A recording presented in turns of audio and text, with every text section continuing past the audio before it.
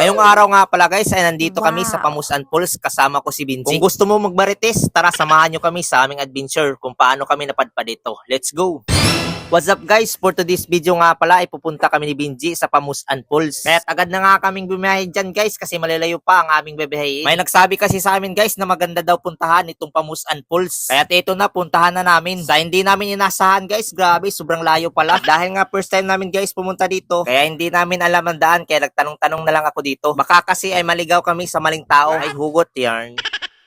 Buting na nga lang guys ay may mga taong nakatambay. At pagkatapos nga natin nagtanong dyan guys ay agad na nakibinuhat ang aming mga gamit para simulan na namin ang aming paglalakad kasi medyo malayo-layo pa ang aming lalakarin. Sabi pa nga nila guys baka daw kami ay maligaw kasi nga wala kaming kasama na nakapunta na dito. Pero ang sabi namin guys ay susubukan namin. Diba sabi nga ni Gioong hindi mo malalaman kung hindi mo susubukan. Kaya sugal-sugal na to guys. Tama nga sabi nila guys na pwede kaming maligaw dito kasi maraming daan na pwede naming daanan na hindi dapat daanan. Kaya nagpatuloy kami dito sa aming paglalakad hanggang sa nakarating kami dito sa ilog. Kahit hindi kami nagpatinag sa aming kaba guys ay patuloy pa rin kami sa aming paglalakad. Sa aming paglalakad guys ay hindi ko inasahan may lalim pala naapakan ko. Oh, no! Ang sabi ko nga dito guys baka hindi na to ang tamang daan. Baka daan na to papuntang Encantadia. Nagkatawanan nga kami dito guys baka sabi ko baka nandito na kami sa Encantadia.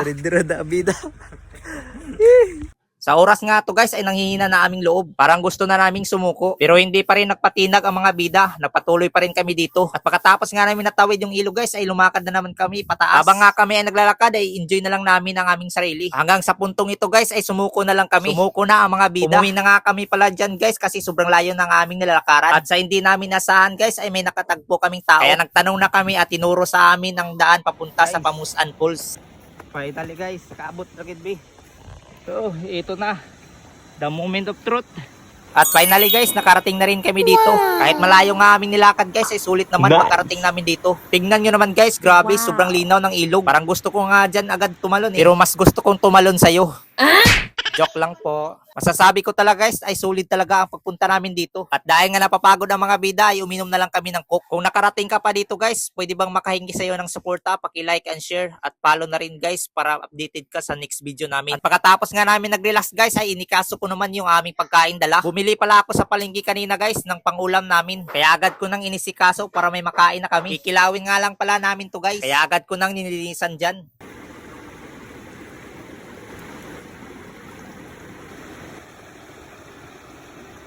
At pagkatapos ko nga dyan nalinis guys, ay agad ko namang sinunod ang aming mga lamaserns. Ang sarap naman pakinggan guys ng agos ng ilog. At ayan na nga guys, tinimplahan ko na ang aming kinilaw. Itsura pa lang guys, sobrang sarap na. At ito na nga guys, natapos na natin na timplahan. Kaya mukbangan na. Tara na guys, kain na tayo.